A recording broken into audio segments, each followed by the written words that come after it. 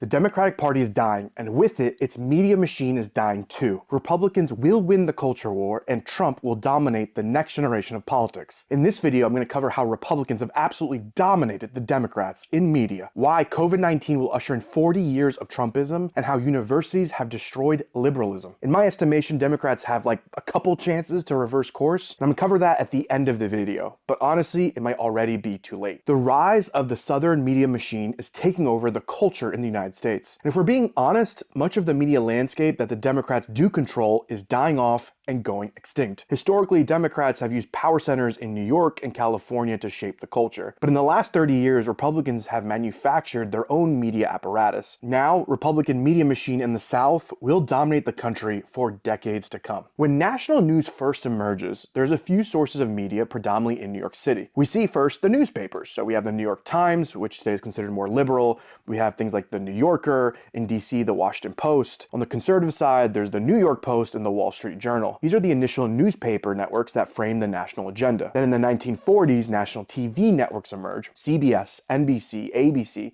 and they're also headquartered in New York City. And here's the catch, proximity really matters. So when you're anchored in a geographic area, you pick up the values, the culture, the talent pools, and you focus on stories that tend to reaffirm the areas that you live in. So New York really has a monopoly on exporting its culture. If we swing over to California, all the entertainment studios have now kind of consolidated. The Hollywood studios are Paramount, Warner Brothers, Disney, Universal, and Sony Pictures. Between these five, they regulate and distribute the majority of the entertainment we watch. This is the LA media market, and it's a big imprint on the culture inside and outside the United States. In general, from today's standpoint, these large corporate Hollywood entities tend to make culture in a more centrist or at times liberal way. And again, they reflect the talent pools that they sit in, so Hollywood tends to lean more democratic. As we zoom out, for much of the United States national media history, culture is shaped by New York and LA. We can also add Broadway to the list. Broadway has really shaped the arts for the last 100 years. We have the music labels, which are all in New York City, and the music companies really gatekeep who makes it to radio, who gets to cut records, and really who gets promoted in the country. As we move into the 1970s, there's the emergence of NPR, which creates another centrist to somewhat liberal culture maker. But here's where a shift happens. In the 1970s, we see the first national conservative culture maker emerge in Texas, the Salem Media Group. And this is the first Christian radio broadcast that's syndicated and spread nationally. If you omit the Wall Street Journal and New York Post, this is the first time we see right-wing Christian media emerge in the United States. As we move into 1980, we have the emergence of CNN. CNN starts as a more centrist operation, but revolutionizes the media landscape by introducing the 24-hour breaking news cycle. And there's always news to watch, always news to consume. Over time, it's drifted into a more of a corporatist, democratic stronghold. It doesn't necessarily mean it's progressive, it just means that many Democrats today are aligned with corporate interests, and CNN tends to represent those viewpoints. It's really only in the 80s that there's a concerted effort to break away from New York and LA. Rush Limbaugh emerges in Florida and revolutionizes what's possible through his radio show. He goes to a wide audience and reshapes the American consciousness. We also see the emergence of the Sinclair broadcasting group. So you might have seen those videos where like all the local media channels of every city are parroting the exact same lines. The sharing of biased and false news has become all too common on social media. More alarming, some media outlets publish things simply aren't true without checking facts first. Unfortunately, some members of the media use their platforms to push their own personal bias and agenda to control exactly what people think. And this is extremely dangerous to our democracy. Because in the 80s and 90s, there's a huge consolidation through Sinclair Broadcast Group. They basically buy all the local TV channels, and they're able to push scripts and prompts so people are parroting a more right-wing Republican media. Then as we go into the mid-90s, we see the emergence of two more right-wing media companies. There's Fox News, which of course dominates culture making and storytelling for Republicans. There's the emergence of the Drudge Report. So in Florida, Matt Drudge starts a gossip column against the Clinton administration. And so again, there's like these fringe alternative media groups that are starting to emerge in Florida. So let's add a couple more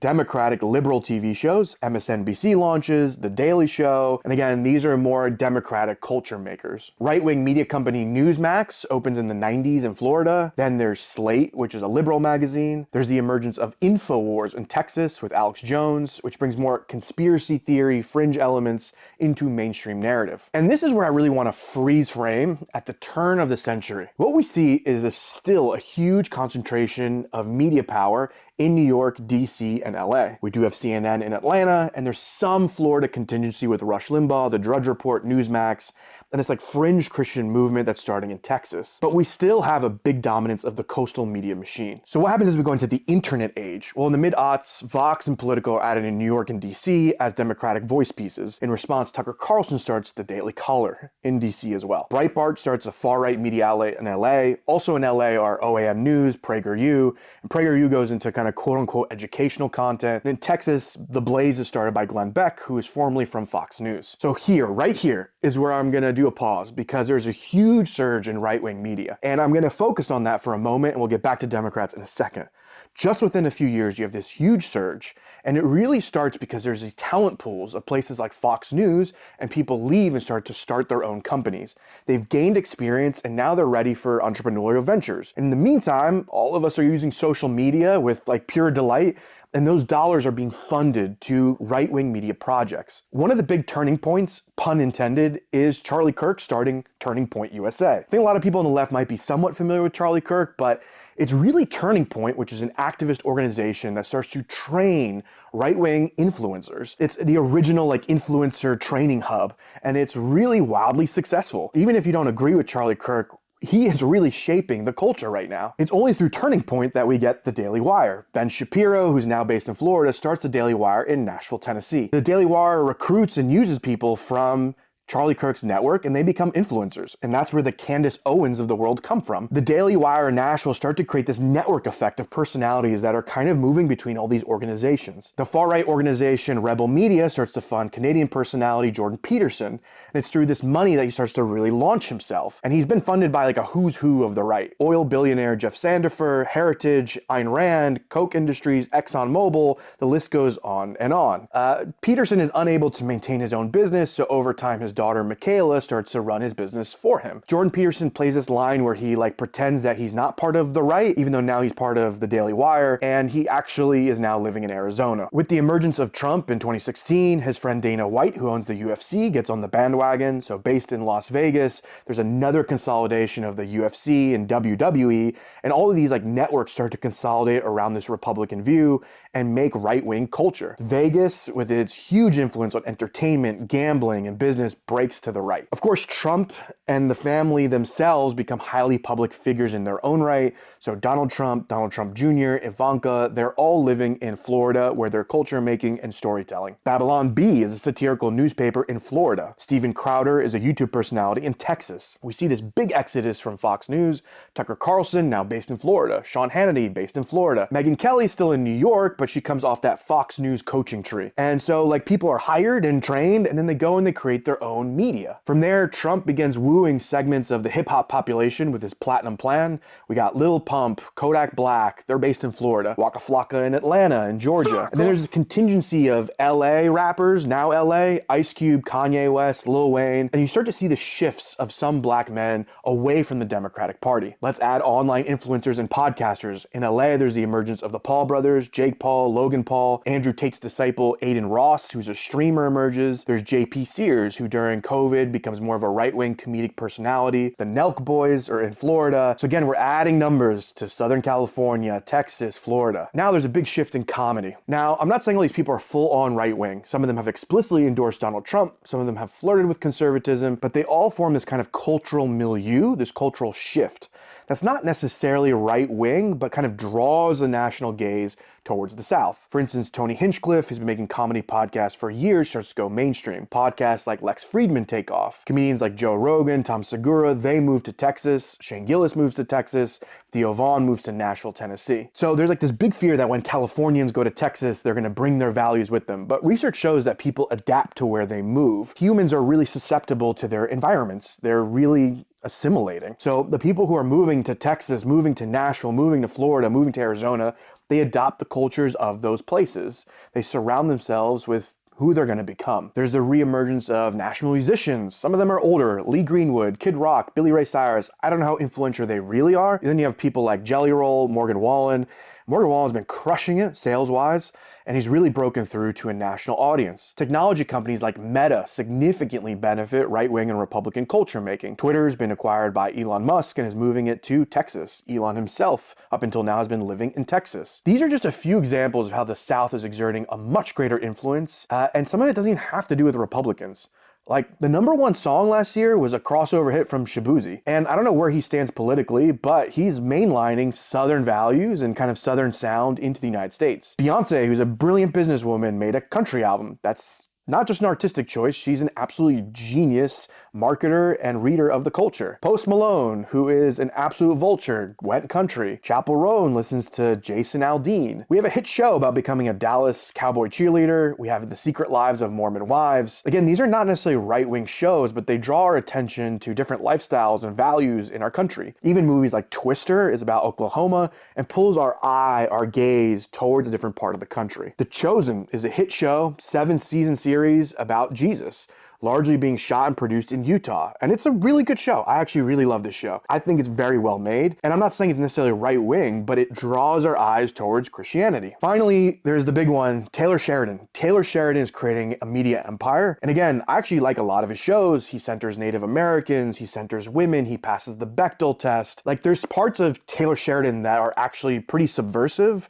and even maybe progressive. But then he also makes shows like The Landman that are blatantly pro-oil propaganda, so I have no idea where he stands on some of this stuff. But for the sake of conversation, Taylor Sheridan is appealing to a wide audience. He's based in Texas, and his shows are based in like Montana, Texas, and they really are pulling us in a different direction. This is the new constellation of media that's mainlining Southern culture into the national consciousness. Now, in the same time span, what has Democratic media accomplished? Well, on YouTube and the podcast side, David Pakman runs a YouTube news show. There's a series of LA podcasts being made, like Pod Save America, who are Obama staffers, Call Me Daddy, Glennon Doyle, Hassan is based in LA, the Young Turks are based in LA. But again, everything I've listed is New York and LA. Then there's like the intelligentsia. I don't know what else to call it. We have people like Ezra Klein, who's a prolific blogger on the liberal side, academics like Joseph Stiglitz, Paul Krugman. There's shows like John Oliver's show, all of these New York. Which pop stars are currently influencing politics? Well, in New York City and New Jersey, you have Mark Anthony and Bruce Springsteen. We have Taylor Swift, who's the largest influencer right now for the Democratic Party. And I actually don't know where she lives. It could be Nashville, New York, LA, all three. In LA, we have this big contingency. We have Beyonce, Bad Bunny, Madonna, Katy Perry, Billie Eilish. In the last election cycle, we had Charlie XCX, but she's not even American. She lives in the UK. So this is like a large pop contingency in New York and LA. What about our A-list celebrities?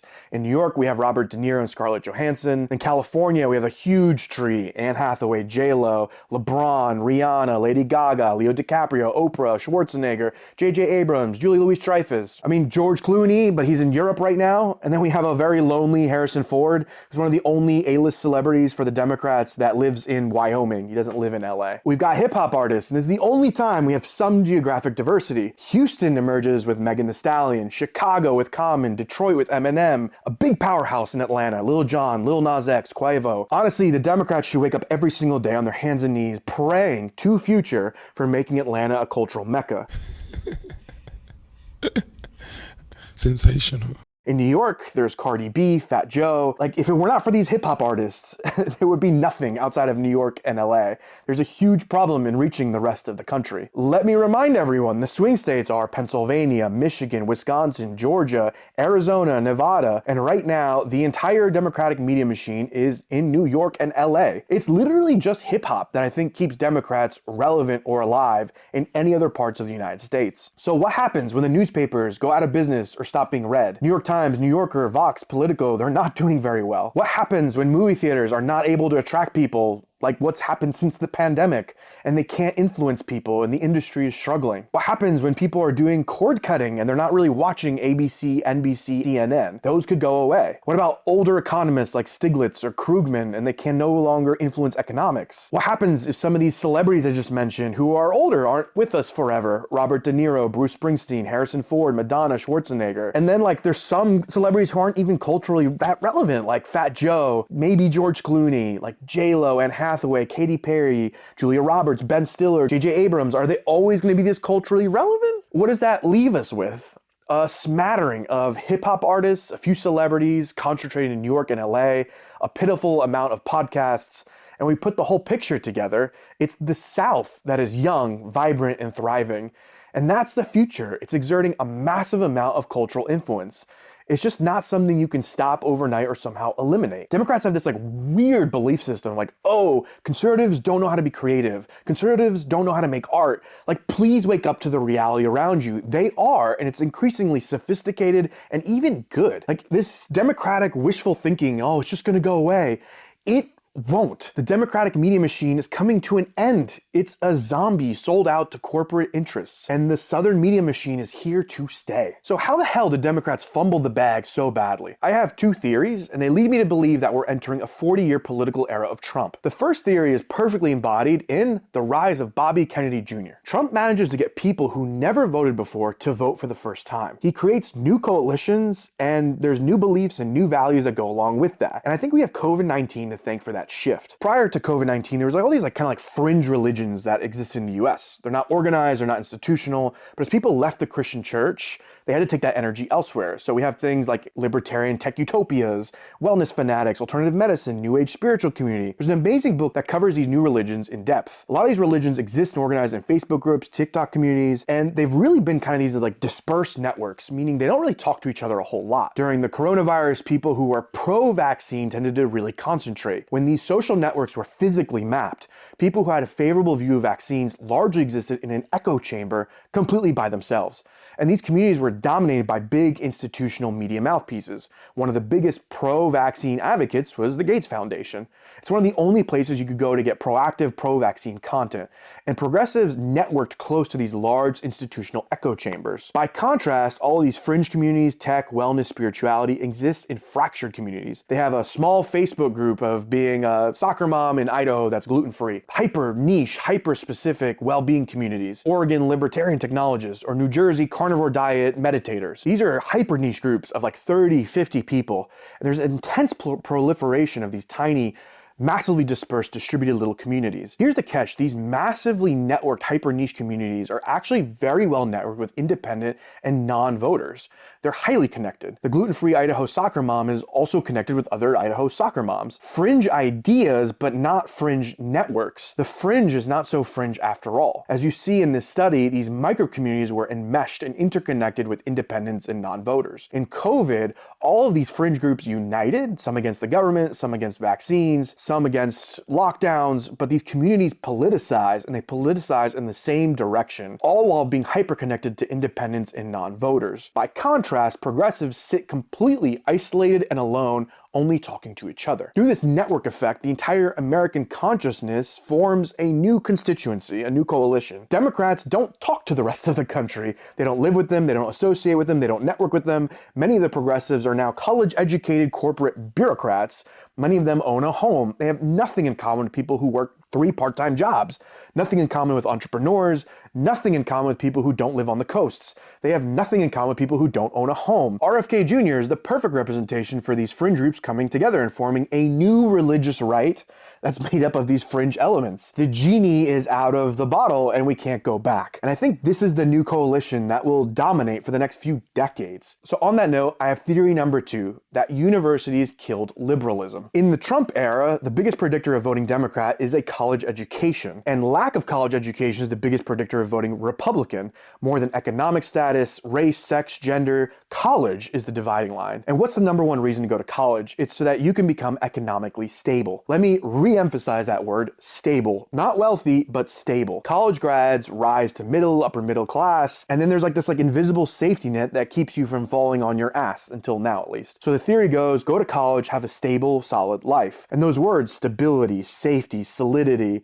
they're conservative values actually. They're aimed at loss prevention. So in the last 20 years, these private schools have just gone on a bender, loading kids with debt, and you can't discharge that debt through bankruptcy. You're chained to it until you die. So what happens when you have unfathomable debt? You go to a stable job to work it off. Where do you go to get a stable, well-paying job? Well, you go to corporations, nonprofits, academia, government. Large, safe, stable structures. Add in a mortgage, and now you're on the debt hamster wheel. What about non-college grads? They make up the gig economy, the service sector, entrepreneurial class, and the ownership class, aka the billionaires of America. So whether out of necessity or desire, there's a contingency of the Republican coalition that takes much more risk and loves living with greater uncertainty. This streak of entrepreneurship allows Republicans to start and build new successful companies, they invest in companies, and they've birthed a new media landscape. Journalist Noah Smith has actually written that there is no working class left in America. There's very few manufacturing jobs, there's very few unions.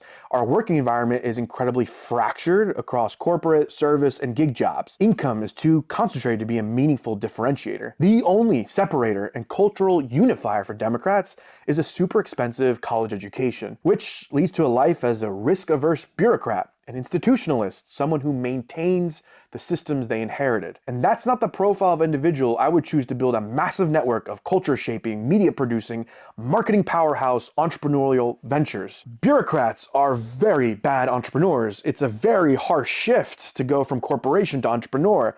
I know because I did it. I was part of the corporate bureaucracy, and now I'm a startup owner and I make this content on this channel. It's a brutal mindset shift, a brutal skill gap. Years later, it still kicks my ass. So how do the Democrats get out of this shit show? There are two paths forward that I see. Number one, pray for a savior. In my video ranking each US president, I explored how visionary leaders create 40-year political eras. All subsequent leaders operate in that matrix until a new visionary comes around. But in addition to visionaries, reactionaries can also start new eras. Andrew Jackson was a great reactionary. Donald Trump is another great reactionary. And he is smashing his way out of the neoliberal order. The only chance I see to reset this cycle is if a great visionary somehow magically spawns and creates a compelling, cohesive national narrative. But like, look, I don't believe in saviors. I believe in leadership. So I don't sit around waiting for someone to save me. If you believe in this great savior, I guess go pray and pray hard, but I wouldn't hold my breath. I was editing this video and I felt the need to be much more clear about this section. There is no savior coming. There is no visionary coming. It is up to each person in this country to take personal leadership and be the kind of person they wish to see in this country. When we wait for a great savior, we become helpless, disempowered, and we feel out of control. It is a strategy, but it is not one that I recommend. This is a leadership channel. I recommend that each person find their inner integrity and listen to option 2, because in option 2, I will be talking about actions that each one of us can take to better this nation. That leaves with Democrats with option 2, which is start their own new media ecosystem from scratch. And that requires creativity, risk, money, time, and they may not pay real dividends for 20, 30, 40 years. In that sense, I think the fight against Trumpism may already be lost. And we're already fighting for the next political era after Trumpism. How do Democrats build a new media landscape? 3 suggestions. Number 1, get the fuck out of New York and LA. Democrats have never listened to the rest of the country. For all the talk of unity, Democrats really can't tolerate spaces that include all Americans. You're in an echo chamber, and a true unionist needs to represent and listen to all views. Doesn't mean we have to tolerate violence or bigotry or discrimination, but somehow there must be a way to listen to other voices in the country. Democrats, the way you feel right now, where your voice cannot cut through, is how Republicans have felt for the last 100 years when all the media was in New York and LA. You need to start including other voices. Number 2, take risk and create art. Democratic orthodoxy punishes diversity of thought and consistently puts up conformity tests and purity tests. Arguably, the current Democratic Party can barely even claim it has liberal leftist values. Infighting and purity tests severely suffocate expression, and that's what's needed to reach people, because the right wing doesn't seem to have that problem. Sometimes they fight to see who's the shittiest person amongst them, but they generally have a continuum where they see value at the top of the funnel, the middle of the funnel, and the bottom of the funnel. And if you don't know what the funnel means, then you've proven my point on entrepreneurship. Republicans are very good salespeople, they're very good marketers, and they understand how a moderate voice can lead someone down the funnel. Liberals, they're in this bureaucracy, and I think they don't really get trained in marketing and sales, and they kind of view themselves above these things. They don't sell their ideology, they don't go sell their policies, they have no funnel. There's no way to actually introduce people and move them into a more left liberal pipeline. They don't cut through the noise because they ultimately don't create much noise. Number 3, and this goes to my last point, Democrats must focus on entertainment. The top of the funnel for the right wing are things like entertaining podcasts, comedians, TV shows, music. Liberals seem to have, again, missed the point that you can't just shove things down people's throat. We are right, so you should just vote for us. Doesn't work. People instinctively do not like moral righteousness. What attracts people is fun, entertaining, good storytelling. Focus on that. When we go into perfectionism, we go into moral righteousness, we just kind of try to make one big thing, the silver bullet, And you're gonna make really shitty art. You're gonna make really shitty entertainment. Be comfortable making tons of mistakes, learning through iteration, being cringe, being embarrassing in public, which means Democrats, progressives, you have to stop shitting on people attempting to make liberal content. When you go out and criticize people, you're limiting the volume, quantity, iteration, repetition, and improvement needed. Democrats need to elevate media, art, and stories in 4 crucial geographic areas: Philadelphia, Atlanta, Detroit, and Michigan, and the Southwest, probably New Mexico. If you can find a way to unite those 4 hubs, which, by the way, those are the keys to winning swing states, you're gonna have a winning formula. I don't understand for the life of me why not amplify, promote the entertainment, culture, media that comes from those areas. Go and put money and invest in creatives on social media and mainline their stories, their attitudes, their values to the rest of the country. The days of New York and LA are over. It's time to rethink where you build a new political system. Find ways to amplify TV shows, movies, plays, paintings, podcasts, YouTube videos, TikTok videos of creators, and then either align them with your party or align your party with them. That's the future. Republicans have won. They've been working really hard since the 70s, 80s, 90s. They're doing a remarkable job at the grassroots level: entrepreneurship, media, mass marketing, investing in startups. The only hope for the Democrat or progressive wing of the party is to create more. Make art, make stories, create, share, express. Life is not about being perfect. Life is not about being righteous. Life is creativity. Go tell your own stories, make your own art, your own theater, your own movies, your own TV shows, and tell good stories. Entertain people. And from there, you might have a chance.